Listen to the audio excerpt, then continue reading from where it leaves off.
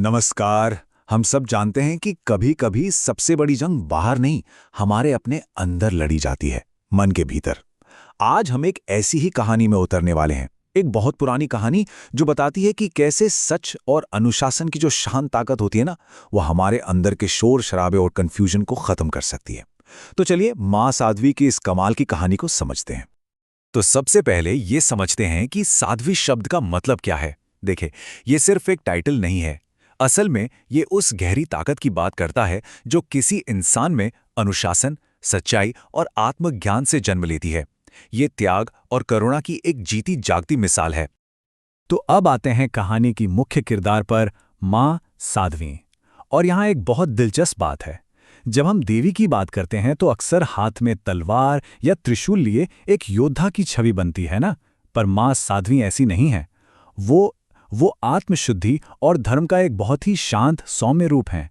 उनकी असली ताकत हथियारों में नहीं, बल्कि आत्मनियंत्रण में है।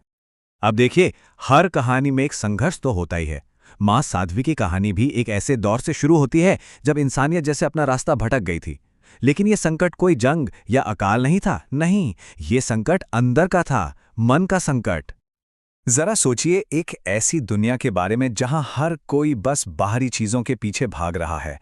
पैसा, प्रसिद्धि, पल भर की खुशी, सब कुछ।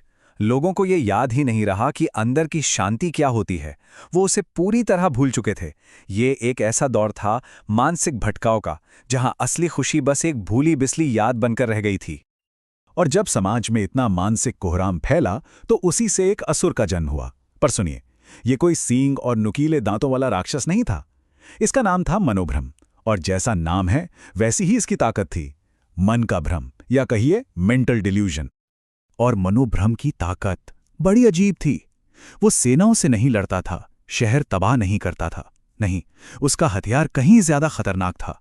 वो असलियत को ही तोड़ मरोड़ देता था। उसके असर में पाप पुण्य लगने लगता था, सच झूठ जैसा, और खुद को सुधारने का रास्ता एक रुकावट जैसा दिखने लगता था।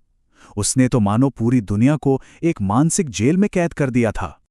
लेकिन कहते हैं ना कि सबसे घने अंधेरे में ही उम्मीद की किरण चमकती है। तो जैसे जैसे ये भ्रम बढ़ता गया, देवताओं ने प्रार्थना की और उनकी प्रार्थनाओं का जवाब मिला। एक दिव्य आगमन हुआ। तो चलिए अब उस उथल पुथल वाली दुनिया से दूर चलते हैं। मन में एक शांत घने जंगल की तस्वीर बनाइए। एक ऐसी जगह जहां कोई शोर नहीं, सब कुछ ठहरा हुआ है। बस यही कहानी एक नया मोड़ लेती है। रात का समय है, चांद की रोशनी पेड़ों से छन छन कर जमीन पर पड़ रही है और पूरा माहौल एक दिव्य प्रकाश में नहाया हुआ है। हवा में एक अजीब सी शांति है, एक उम्मीद भरी शांति। और फिर उसी गहरी शांति के बीच एक दिव्य रोशनी उतरती है।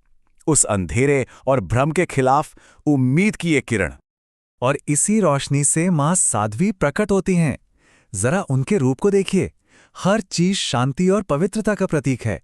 हाथों में हथियार नहीं, बल्कि कमंडल और जपमाला है जो आत्म अनुशासन को दिखाते हैं। उनकी आंखों में गुस्सा नहीं, बल्कि गहरी करुणा है। और अब आता है कहानी का सबसे आकर्षक हिस्सा। एक ऐसी लड़ाई जो किसी भी दूसरी लड़ाई जैसी नहीं थी। एक ऐसा युद्ध जो बिना कोई हथियार उठाए लड़ा जाना था। मतलब मां साध्वी के पास क्या था? ना कोई खड्ग, ना त्रिशूल, ना ही कोई धनुष। उनके हथियार कुछ और ही थे, और कई ज्यादा शक्तिशाली। उनकी तपस्या, उनका ध्यान और सच की वो रोशनी जो कभी डिगती नहीं। और जब मनोभ्रम की सारी ताकत मां साध्वी के उस शांत शक्ति के सामने टूटकर बिखर गई, तो वो हैरान होकर चिल्लाया। उसे यकीन ही नहीं हो रहा था कि उसे किसी तलवार या भाले ने नहीं, बल्कि मंत्रों और सच की उस अनदेखी ताकत ने हरा दिया है। और इस पर मां साध्वी का जो जवाब था, वो बहुत शांत पर बहुत गहरा था। यही इस पूरी कहानी का सार है। उन्होंने कहा, असुर का अंत शस्त्र से नहीं, सत्य से होता है। तो मनोभ्रम के हारते ही दुनिया के ऊपर जो मानसिक अंधेरा छाया हुआ था, वो छट गया। ये एक नई सुबह की तरह था, एक ऐसा समय जहां अच्छाई और स्पष्टता की फिर से वापसी हो सकती थी। और जैसे ही भ्रम का ये कोहरा हटाना, तो समाज फिर से अपनी जड़ों की तरफ लौटने लगा। सबसे पहले सत्य वापस आया, सत्य से अच्छा आचरण आया, फिर संयम और करुणा, और आखिर में जीवन में पवित्रता लौट आई। ये एक बहुत सुंदर रिमाइंडर है कि जब मन साफ होता है तो अच्छाई अपने आप बहने लगती है। तो आखिर में माँ साध्वी की विरासत क्या है? वो मानसिक शांति की देवी हैं। वो तपस्या और आत्मनियंत्रण की उस ताकत का प्रतीक हैं जो सब कुछ बदल सकती है। उन्हें घर में पवित्रता लाने वाली, बुरे विचारों को हटाने वाली और भटकते हुए मन को रास्ता दिखाने वाली देवी के रूप में पूजा जाता है। और ये कहानी हमें एक आखिरी और शायद सबसे जरूरी सवाल पर लाकर छोड़ देती है। देखिए, ये सिर्फ एक पुरानी कहानी नहीं है, ये एक आईना है। आज की इस भाग-दौड़ भरी दुनिया में हमारा मनोभ्रम कौन है? क्या वो सोशल मीडिया का लगातार भटकाव है, या हमारे अंदर की आत्मसंदेह वाली आवाज, या फिर दूसरों से मान्यता पाने की वो कभी ना खत्म होने वाली दौड़? ये कहानी हमें इसी सवाल के साथ छोड़ जाती है, सोचने के लिए।